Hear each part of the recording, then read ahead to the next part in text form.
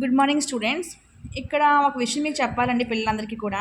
So పిల్లలు ఏం చేస్తారంటే మీరందరూ కూడా ఎక్సర్సైజెస్ చేసే ముందు ఎగ్జాంపుల్ సమ్స్ కూడా ప్రాక్టీస్ చేయాలండి. చేస్తే మీరు ఈజీగా ఎక్సర్సైజ్లో ఉన్న సమ్స్ చేయగలుగుతారు.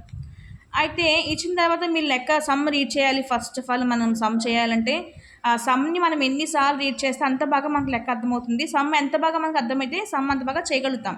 సో ఇక్కడ సమ్ రీడ్ చేస్తారు, ఇచ్చిన డేటా రాసుకున్నారండి. రాసుకున్న తర్వాత వాల్యూస్ అన్నీ కూడా మన ఫామ్లో రాసుకున్నాము, సబ్స్టిట్యూట్ చేశారు. తర్వాత ఏం చేశారంటే ఇక్కడ డైరెక్ట్ 51 - 3 అని వేస్తారు. ఇక్కడ 48 + n - 1 × -3 దీని మల్టిప్లికేషన్ చేసి మనం ఇంకా కొన్ని స్టెప్స్ పెంచుకుంటేనే కానీ చేస్తేనే కానీ ఇది రాదనమాట.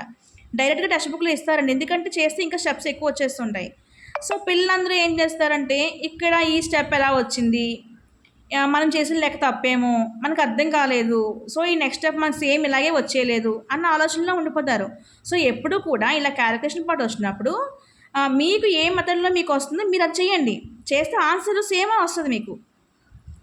మనం ఇక్కడ వేసిన స్టెప్స్తోనే మనం చేయాల్సిన అవసరం లేదండి. ఇంకా ఎక్కువ స్టెప్స్ వేసుకొని మనకు అర్థమయ్యేట్టుగా చేసుకున్నా సేమ్ ఆన్సర్ వస్తుంది. కాబట్టి మీరెవ్వరూ కూడా ఇక్కడ సేమ్ ఇదే స్టెప్ ఎలా వచ్చింది, వాళ్ళు చేసినట్టుగా ఎలా వచ్చింది అలా మీరు ఆలోచించొద్దు. మీకు ఏ మెథడ్లో అర్థమవుతుంది, సో నెక్స్ట్ మనం ఏం చేయాలి, ఎన్ వాల్యూ కనుక్కోవాలంటే మనం ఎలా పంపించాలి, మనం ఎలా ట్రాన్స్ఫర్ చేయాలి టర్మ్స్ని అనేది మీరు తెలుసుకొని మీ క్వశ్చన్ ఓన్ మెథడ్లో చేయడం వల్ల ఈజీగా మీకు ఆన్సర్ వచ్చేస్తుంది. అంతేగాని మీరు ఇక్కడ అయిపోయి ఇది ఎలా వచ్చింది అనుకుంటే మీకు అసలు సమ్ రాదండి ఎప్పటికి కూడా.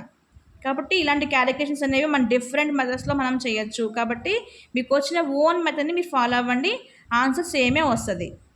ఓకేనా చిల్డ్రన్? Thank you.